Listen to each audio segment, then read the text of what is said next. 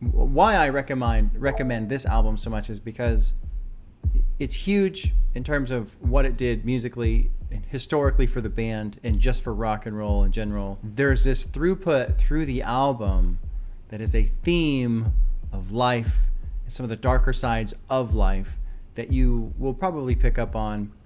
There's some incredible lyrics, incredible singing, and there's incredible production. I really look forward to you checking that out album and exploring it and listening to it and just all of the aspects that it has to offer. I hope you enjoy it. I don't hope you enjoy it because I can't imagine you not enjoying it. It's basically impossible. So if you don't enjoy it, you're wrong. Just so you know, I'll send Slurpee after you if you decide that you don't enjoy Dark Side of the Moon. And he looks calm and kind generally, but when he's hungry, he can be an aggressive goldfish. I don't really know what to expect from this. Also, the colors that they chose for the Genius page is, I feel like, not very reflective of this cover art. The opening song isn't really a song at all, but a teaser or a taster, as band member Roger Waters puts it, of what's to come.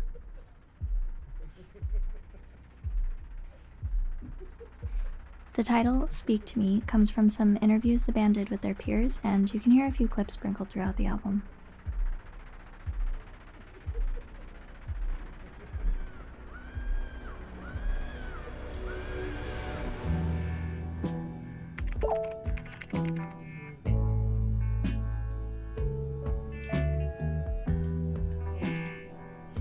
Okay.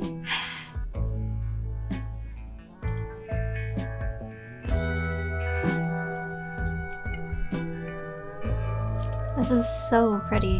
A lot of trippy stuff in their early years, kind of just odd. And Dark Side of the Moon was the one that just blew up.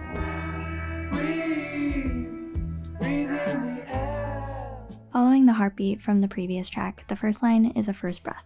The general concept of the album is clear. This is life. All you touch and all you see is all your life will ever be. Rabbit, run. By the way, this was not my first exposure to Pink Floyd. I did listen to The Wall back in high school, and I remember really liking it, but apparently not enough to dive into the band's other works. Fly, but only if you ride the tide, balanced on the biggest wave, race towards another grave. Oh my goodness. The transitions on this are crazy.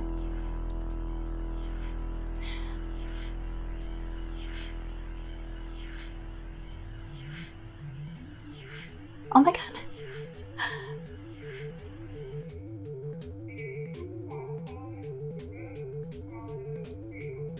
This is what goes on in my head when I'm at an airport and I'm running late to my gate, you know? The synthesizer drowns me in confusion and anxiety. The tension it builds is unnerving, especially contrasted to how chill the previous song was. The synths.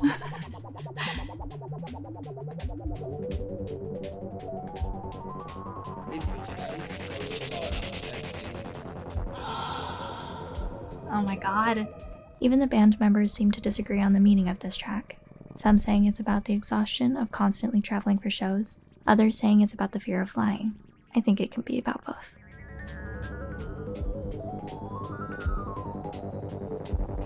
I feel like this is going to be like an experience, and I'm gonna have to rely a lot on like these little about write-ups to follow along because I really feel like I'm missing out on something. Like, it almost feels like these first 3 tracks are just one long intro.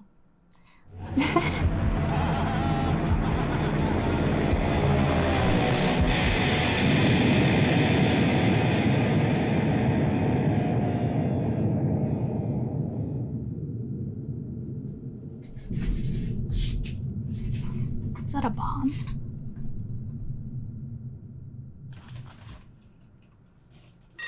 Oh my god.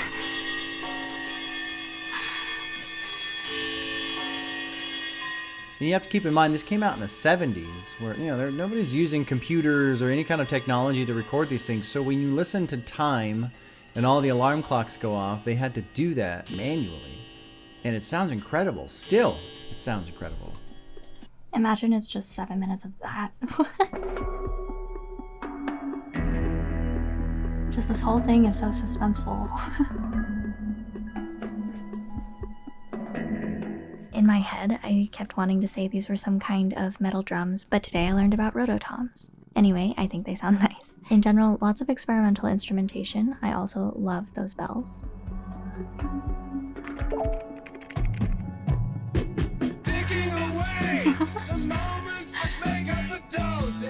As I listen to these albums, I'm beginning to see that the songs with the most memorable opening lines will stick out to me for weeks to come. This was definitely one of those.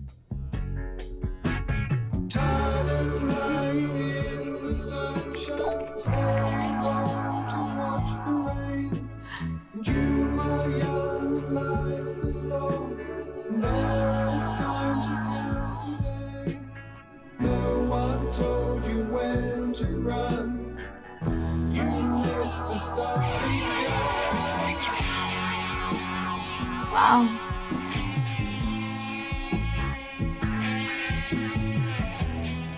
I'm not too familiar with rock or rock structure, but from what I could find, this guitar solo starts earlier than what was standard for the time. As an added bonus, it's regarded as one of the greatest guitar solos of all time.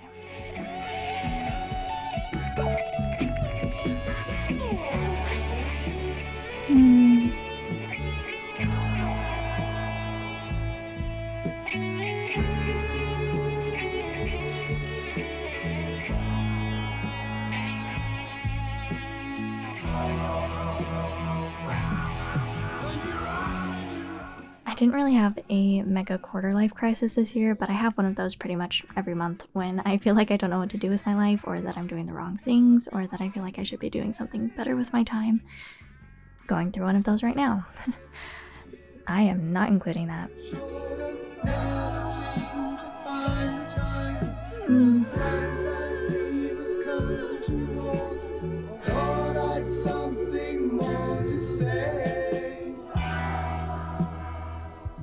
Not gonna lie, editing this one down has been kind of difficult, not because I'm having a hard time knowing what to cut, but because I keep getting lost in the song and just letting it play out. I forget I'm supposed to be editing. Oh my goodness. Oh, the topic of this is just always going to be so relevant, especially as I'm getting older. But I don't know. I don't really subscribe to the idea that like there was a starting gun ever. Your starting gun was like when you were born, you know? It is crazy that time seems to be speeding up the older I get. Don't really know what to do about that though. Don't think there's anything I can do about it, so I also don't really care.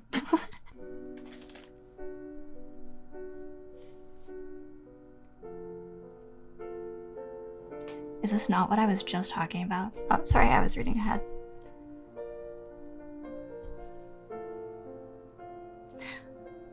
Beautiful piano.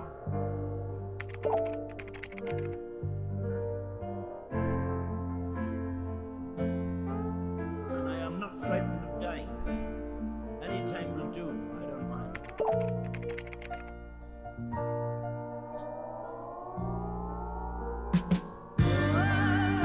Wow.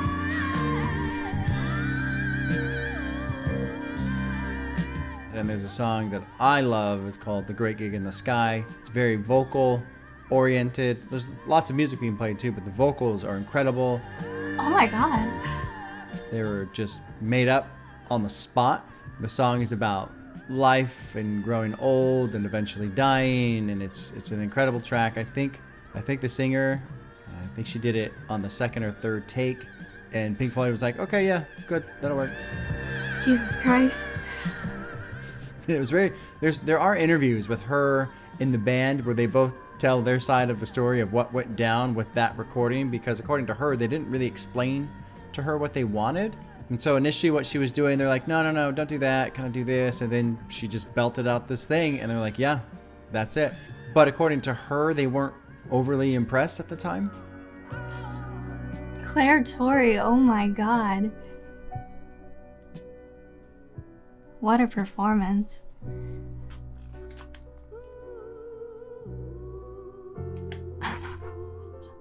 Claire Torrey's vocals run along a broad emotional spectrum, from harsh wails to somber singing. It keeps things interesting and, whether intentional or not, reinforces the song's theme of accepting your innate fear of death.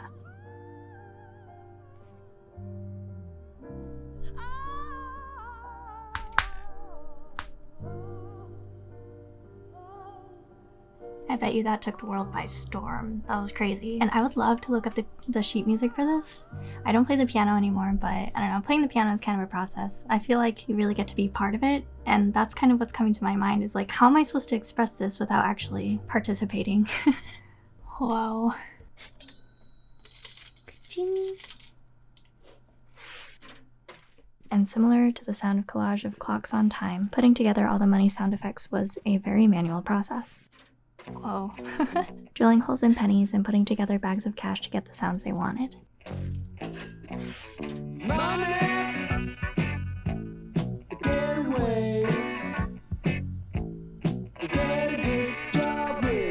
Wait, I'm so confused on the timing of this. I keep wanting to count to 8. Is it 7/4 time? Whoa, that's crazy. Oh. Fun fact, "It's a gas" was 60s slang for "it's a lot of fun," and I'm wondering if the etymology led to "it's hype," hyping someone up, gassing someone up. Anyway, totally unrelated. Oh, I love that. I love that melody so much though. Bum, bum, bum, bum, bum, bum, bum. Beautiful.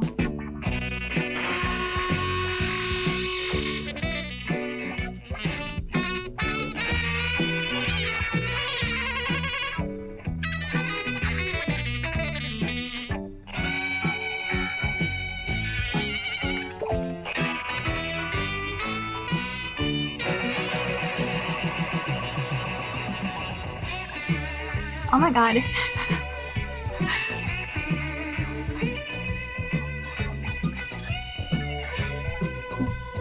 Saxophone solo stacked on top of a guitar solo.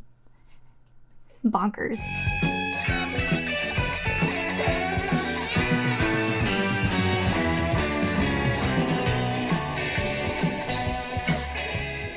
Personally, I agree with the idea that excessive wealth leads to greed and temptation. That's just the nature of it. The irony is that this is the song's main message, but it became their biggest hit and catapulted the band to the riches.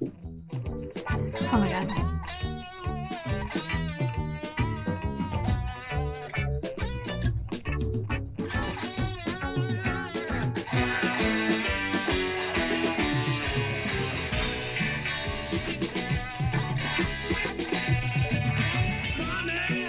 What I found pretty interesting about the story of Money is that one of the band members had plenty of internal conflict about capitalism versus socialism, that with the success following this album, he had to accept the system.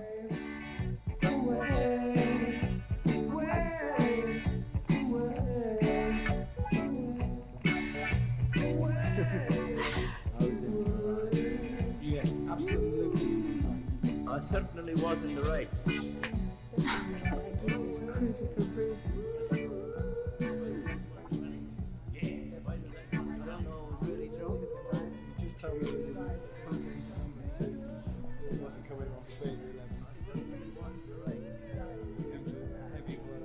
If you do Dark Side of the Moon, you're going to encounter a lot of Pink Floyd fans of the Animals album, fans of The Wall, fans of Wish You Were Here. I don't know. You'll encounter some people who say the Dark Side of the Moon is overrated or whatever, but they're just being, I don't know, pretentious or salty or annoying. I don't know. I mean, when an album is 4th selling of all time, that you can't deny that.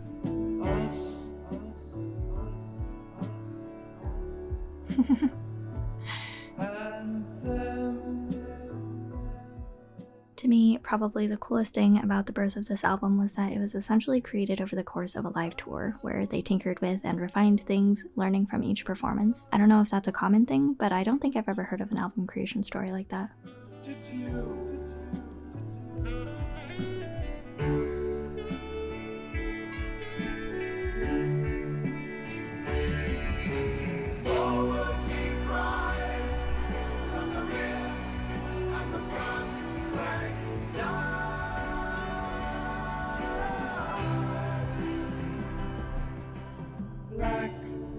Oh my god. That was so powerful. This whole time I've been thinking this song reminds me of something else, but I really can't pinpoint what it was. I have listened to The Wall, but I haven't listened to it in 8 years. So, I doubt it would be that. Loving this so far. So powerful. And who knows which is which, and who is who. The song is looked at as the centerpiece of this album, which makes sense given it's so dramatic. I can't tell if it's a commentary on war specifically, or just the general concept of pitting people together when we should show empathy for one another. We have more in common than you think.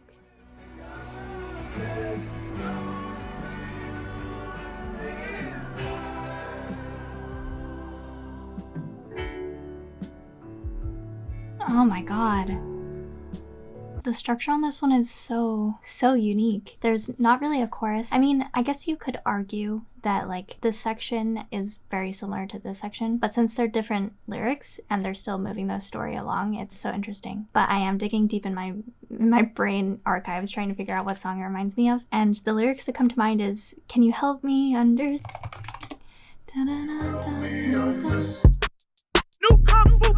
Anyway, if I end up looking that up later, that's what I'm thinking about, so. Give them a quick, short, sharp shock. They don't get it, okay? Dig it? I mean, he got off like something.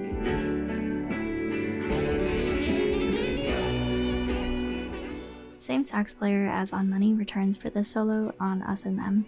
A really nice touch to make the album even more cohesive, despite the variety of subject matter.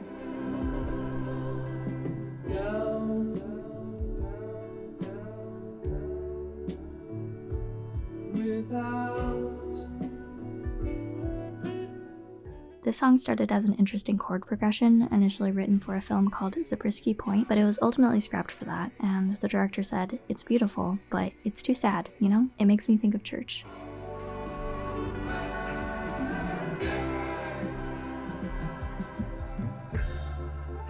On first listen, I completely missed the fact that this is a second reprise of the album's second track, Breathe, because it's a little more up-tempo and it has a slightly different chord progression, but after another listen or two, I caught it, as well as the first reprise on the album, Time.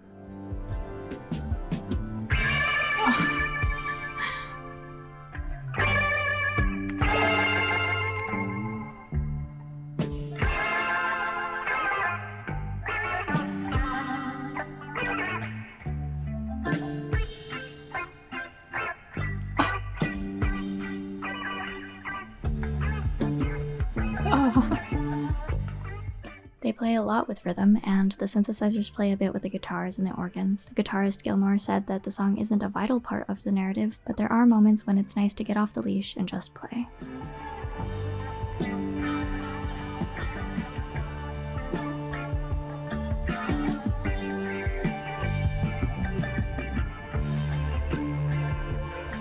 Oh.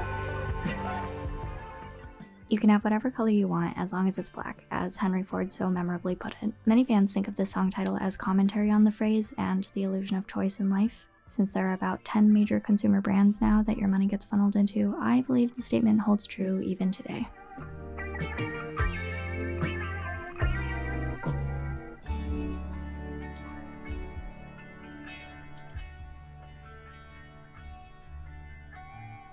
The lunatic is on the grass.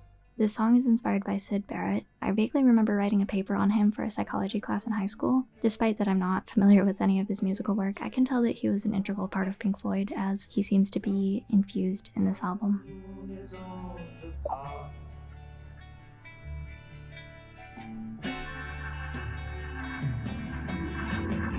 And if the dam breaks open many years too soon, I'll see you on the dark side of the moon.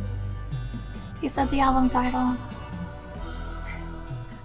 Pink Floyd briefly considered changing the name of their record since another band called Medicine Head just released their own Dark Side of the Moon the year prior. But since that album flopped, they decided that it probably wouldn't be an issue. But it's not me.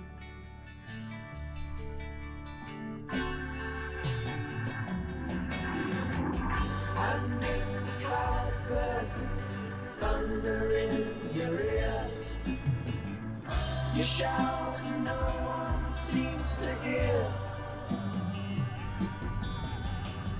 And if the band you're in starts playing different tunes, I'll see you on the Wow. dark side of the moon.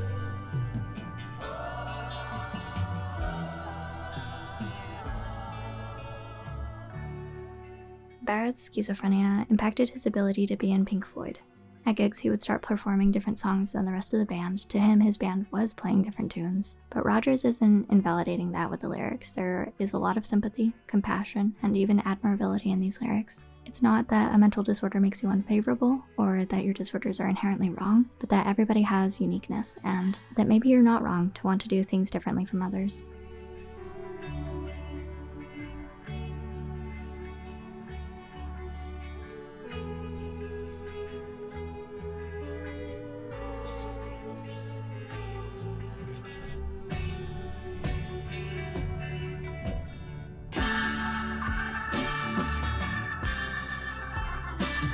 Oh.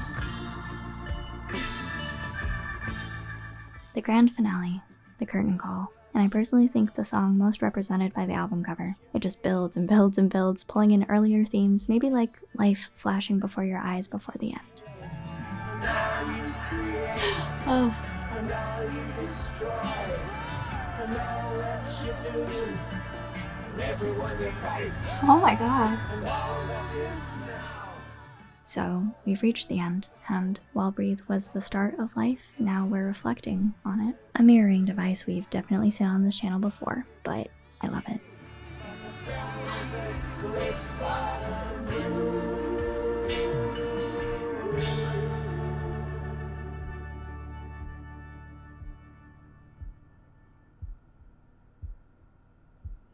And the heartbeat comes back.